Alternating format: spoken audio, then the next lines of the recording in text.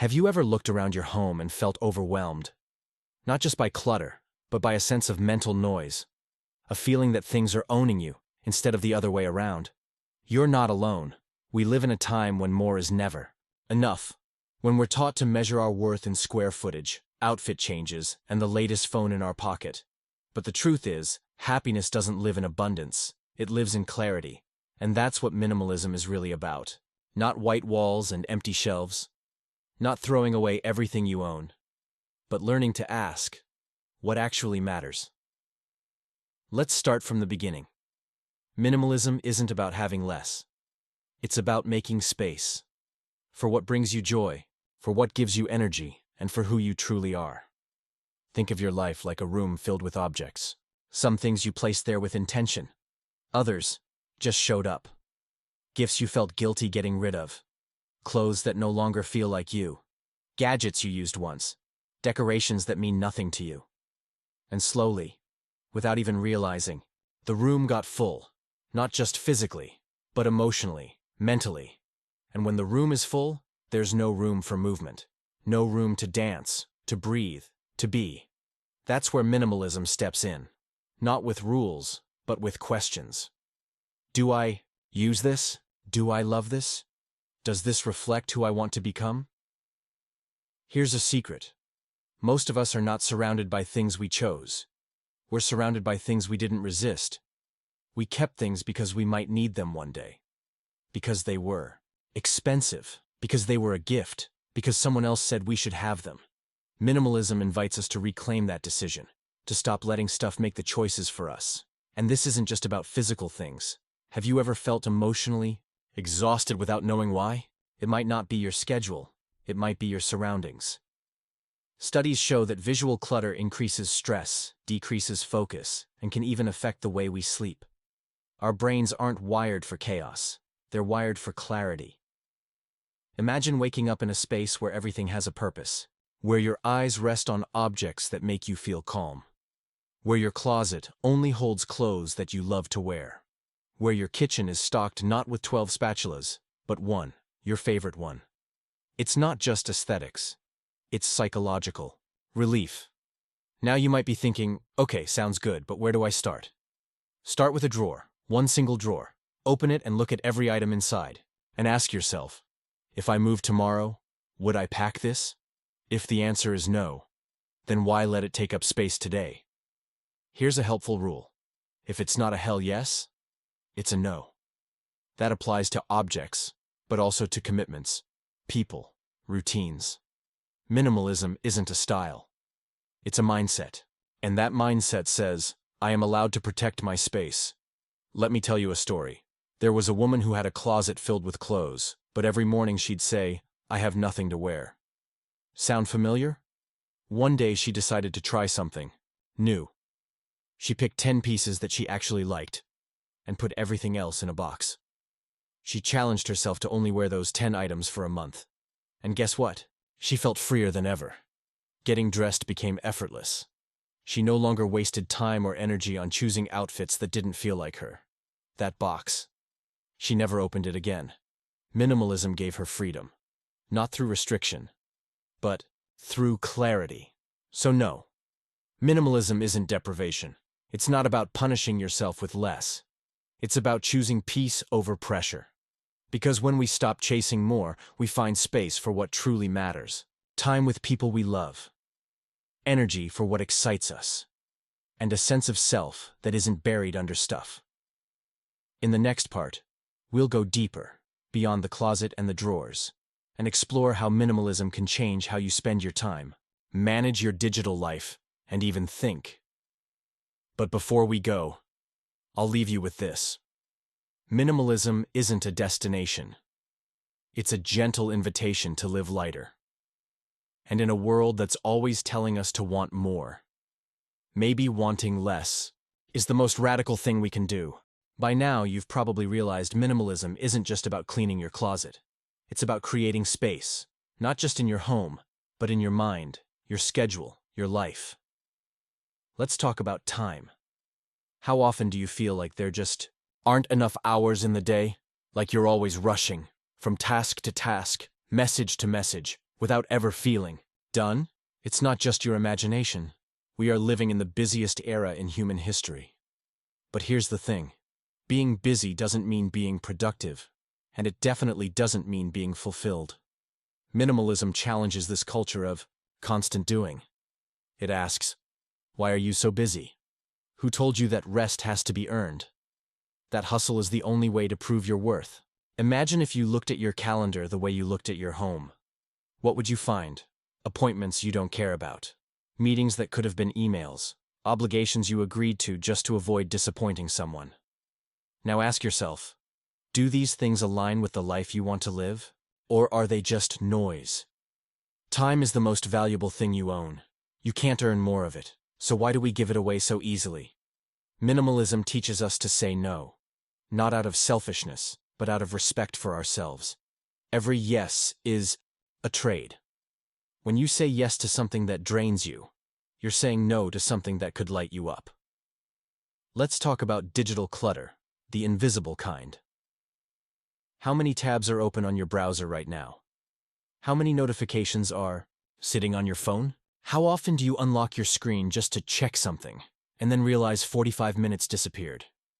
We live in a world of infinite scroll, endless feeds, constant updates, and it's exhausting. Not just for our attention, but for our souls. Digital minimalism isn't about throwing your phone in the ocean. It's about asking, is this tool working for me? Or am I working for it? Try this. Take a weekend to delete every app that doesn't serve a clear purpose. Turn off notifications, mute group chats, log out of accounts that no longer bring you joy. Notice what happens to your mind. It gets quieter, more focused, more present. Because minimalism is about reclaiming your focus. Your attention is the most powerful thing you have. Where you place it shapes your entire life. Now let's go even deeper. Minimalism isn't just about what we own or how we spend time. It's about the thoughts we carry, the beliefs we've never questioned, the identities we've outgrown. We hold on to ideas the same way we hold on to stuff. Because they're familiar. Because they once served us. But sometimes, they just weigh us down.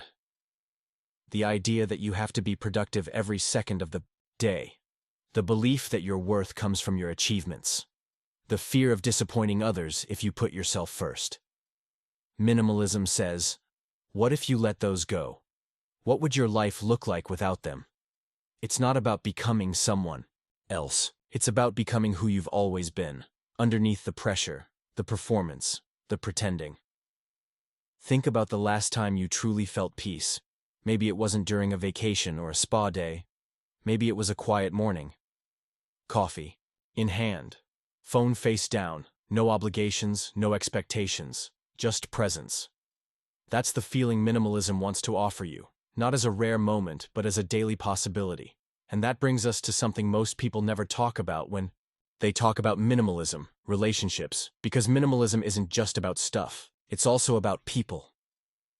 Are you spending time with people who nourish you or deplete you?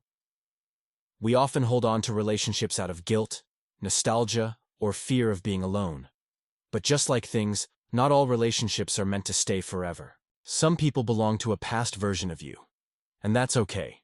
Minimalism gives you permission to choose who gets access to your energy, to prioritize depth over quantity, to make space for real connection, not just constant contact. Here's the truth. A minimalist life isn't empty. It's full of meaning, full of intention, full of presence. It's not about having a perfect home, or a capsule wardrobe, or a color-coordinated bookshelf. It's about looking at your life and asking, what do I want to carry forward?